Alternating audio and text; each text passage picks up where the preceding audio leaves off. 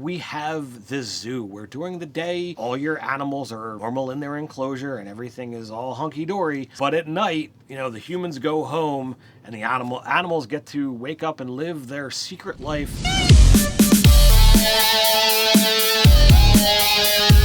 Hello and welcome to Nerdarchy. For nerds, by nerds, I'm Nerdarchy Dave. And I'm Nerdarchy Ted. Alright, so what is Nerdarchy working on today? We're going to talk about Zoo Mafia, how to make a boss. So Ted, what is a boss in Zoo Mafia? So in Zoo Mafia, your boss is your kingpin, your ruler, your creme de la creme of power within your zoo. This is the person who you're trying to either fight against, avoid, or try to impress. So they're the pinnacle of power in a Zoo Mafia campaign. In Zoo Mafia, bosses kind of denote maybe areas of influence, whether you're talking about a physical domain or location, or different crimes that they happen to be in charge of and want to kind of rule over, and that's their sphere of influence. Whether it is running booze or racketeering or any such criminal activities, that's their jam and that's their thing. So if you're first hearing about Zoo Mafia here and you'd love to see all the other Zoo Mafia conversations, we got a playlist where you can hear us talk about all the fun things right up here. So real quick, let's just give everyone a quick idea of what Zoo Mafia is. It's set in the 1920s, 1930s kind of era at the height of prohibition,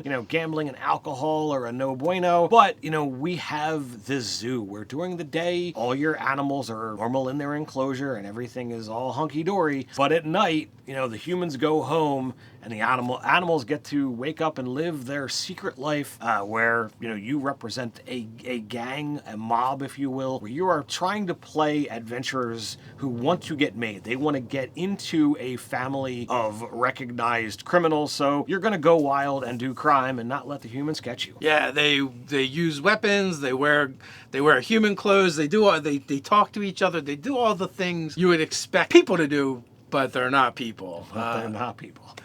A big part of the game is also making sure that people don't see you doing people stuff. But now we're going to get into the specifics of Zoo Mafia bosses. So the great thing about the bosses is, you want them to really feel unique. And, while we have established characters or personas that we have put into, the games that we have played, as this kind of gets out into the wider world and more people begin playing, you get to see, new and other creations, but each one should be unique. There should be something special about them that makes that character stand out from the others. So when you look at a mob boss or a mafia boss, you have to say is like, all right, well, what is it about this particular character that I want to attribute a mechanic to, and how is that going to play in a game like, Zoo Mafia? Yeah, at its core, what we would look at when creating our Zoo Mafia bosses is what is the personality traits of this particular boss? What animal are they? What are their spheres of influence? And how would all that kind of affect, the mechanics and how they play in the game? Machine Gun Otto is kind of insane and chaotic, right? So his mechanics should reflect that. Like, it should be hard for the players to kind of pin him down and figure out what he's going to do. Where Al Capone is ruthless and efficient, right? So there should be no wasted movements. There should be no wasted energy. But she always knows exactly what she's going to do and executes it. Where our Carlo Hambino boss tends to be more even keel. He tends to be above the fray. He doesn't like to get his hands dirty. So his moves would probably be more about having other people do stuff for him than him personally doing stuff. Now, I've also introduced Don Piglione as one of the Pigeon Park Mafia crime boss. And one of their big things was actually having other critters end up taking the damage for him. So he had damage mitigation because,